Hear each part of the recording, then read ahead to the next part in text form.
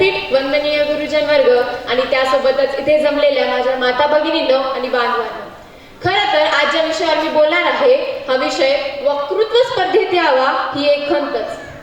कारण वक्तृत्व स्पर्धेतून असे विषय मांडले जातात जे विषय लोकांपर्यंत पोहोचावे अशी सर्वांची इच्छा असते.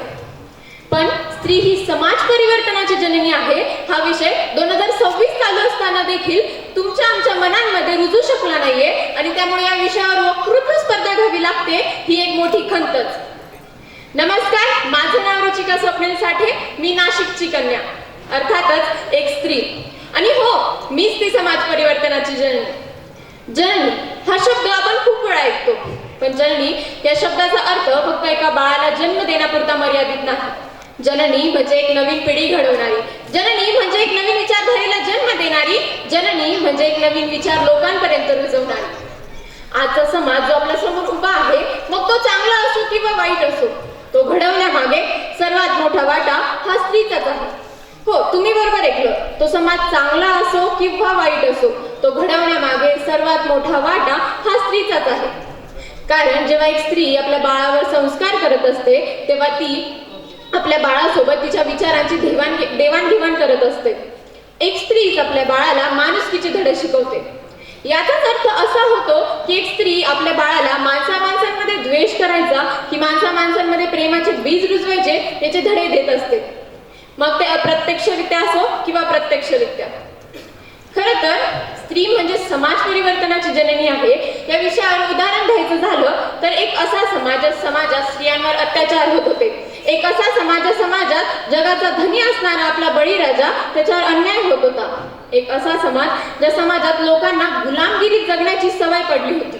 त्या समाजामध्ये स्त्रियांना मनमोकळपणे वावरता यावं, त्या समाजामध्ये बळीराजा हा जगाचा कैवारी म्हणून मिरवू शकेल, त्या समाजात स्वाभिमानाची मशाल पेटली गेली. तो समाज म्हणजे राजमाता जिजाऊ यांच्या इच्छाशक्तीतून उभे राहिलेले छत्रपतींचे स्वराज्य. युगायुगाने चालत आलेल्या या गुलामगिरीच्या समाजाचे परिवर्तन केले ते गुण्यागोविंदाने नांदणाऱ्या स्वराज्यामध्ये ते राजमाता जिजाऊंनी, एका स्त्रीने. इतिहासातून अशा महान स्त्रियांचे उदाहरण द्यायला बसले तर वेळ कमी पडेल. पण नुकतंच आपण 3 जानेवारीला सावित्रीबाई फुले यांची जयंती साजरी केली. सावित्रीबाई फुले त्यांनी तर अशा समाजाचे परिवर्तन केले ज्या समाजात स्त्रियांना त्यांचे मूलभूत हक्क सुद्धा भेटत नव्हते. त्या समाजात स्त्रियांना शिक्षण भेटले पाहिजे असं परिवर्तन त्यांनी करून दाखवलं. राणी लक्ष्मीबाई यांचं उदाहरण घ्यायचं झालं तर एक असा समाजात मोठे मोठे राजे महाराजे इंग्रजांविरुद्ध लढायला घाबरत होते. त्या समाजात एक स्त्री, एक महाराणी उठते आणि मी माझी झाशी देणार नाही असे घोषवाक्य घेऊन स्वातंत्र्यासाठी लढा चालू ठेवते. त्या काळात राणी लक्ष्मीबाई यांनी समाजाचे परिवर्तन घडवून आणले. तसेच मध्यंतरी देशहितासाठी झालेल्या ऑपरेशन सिंदूरमध्ये कर्नल सोफिया असो किंवा विंग कमांडर वोमिका सिंग असेल यांच्याकडून तीच परंपरा आज तगायत चालू आहे आणि याच समाज परिवर्तनाचा मला सार्थ अभिमान आहे. पण या सगळ्या गोष्टी घडत असताना त्या पुरुष प्रधान परंपरेने अनेक वेळा स्त्रियांचा आवाज दाबण्याचा प्रयत्न केला आहे, पण स्त्री थांबली नाही.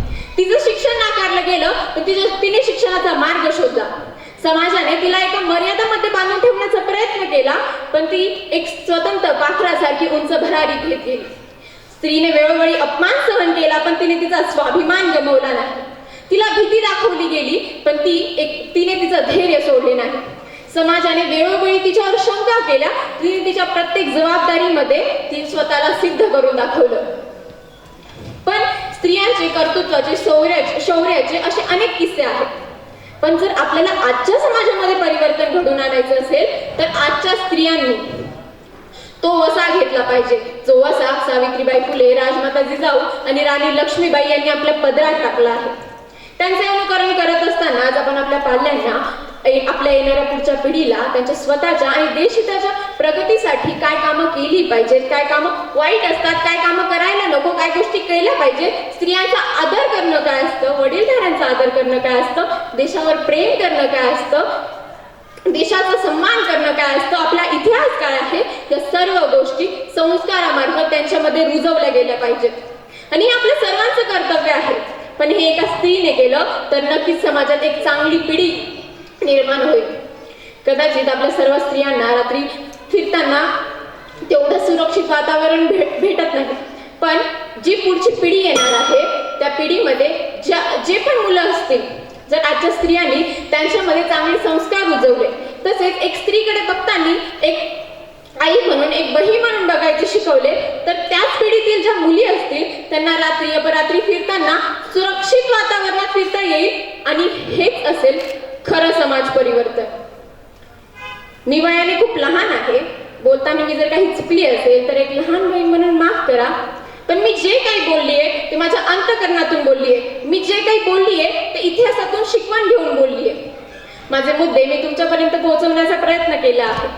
तुम्ही सर्वांनी माझं ऐकून घेतलं यासाठी खूप खूप आभार मानते. धन्यवाद. जय हिंद, जय महाराष्ट्र.